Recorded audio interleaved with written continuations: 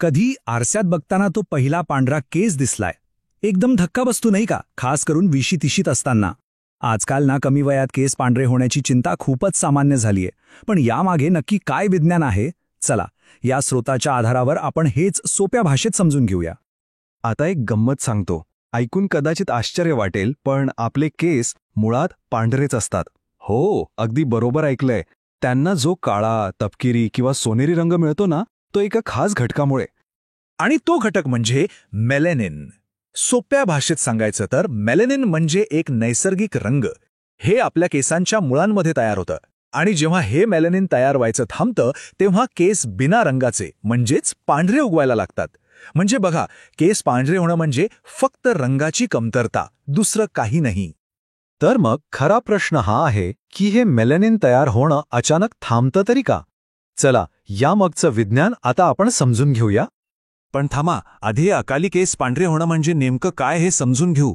या स्रोतानुसार आशाई लोकांमध्ये जर वयाच्या 25च्या आत केस पांढरे व्हायला लागले तर त्याला प्रीमेच्युअर ग्रेइंग किंवा अकाली केस पांढरे होणं असं म्हणतात.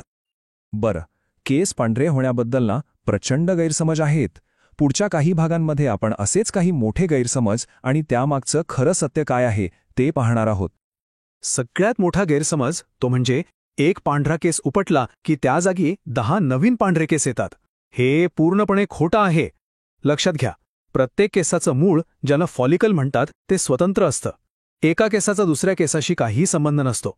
उलट जर केस उपटला तर त्या मुळाला इजा होऊ शकते आणि मग तिथे केस उगवणं कायमचं बंद होऊ शकतं. म्हणून केस उपटण्याऐवजी हवा तर तो कापणं कधीही चांगलं. आणखी एक मोठा गैरसमज की बाजारात मिळणारी खास तेलं लावल्याने पांढरे केस पुन्हा काळे होतात. नाही, हे सुद्धा खरं नाहीये. एकदा का केस मुळातून पांढरा उगवला की तेल त्याचा रंग बदलू शकत नाही. हो, तेल लावल्याने केस नक्कीच मऊ आणि चमकदार होतात, पण ते रंग परत आणू शकत नाहीत. अच्छा, मग जर हे सगळे गैरसमज असतील तर मग केस पांढरे होण्याची खरी कारणं तरी काय आहेत? चला, आता तेच बघूया. आता जो आकडा समोर येतोय तो खरंच धक्कादायक आहे.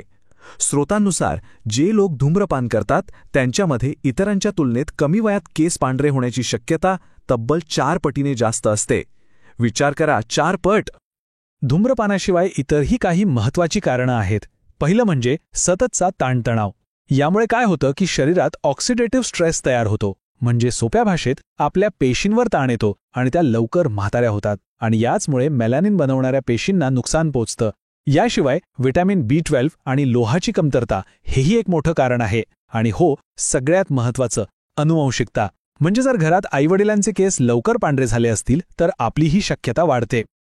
ठीक आहे, कारणं तर आपण पाहिली, पण आता प्रश्न हा आहे की यावर काही उपाय आहेत का?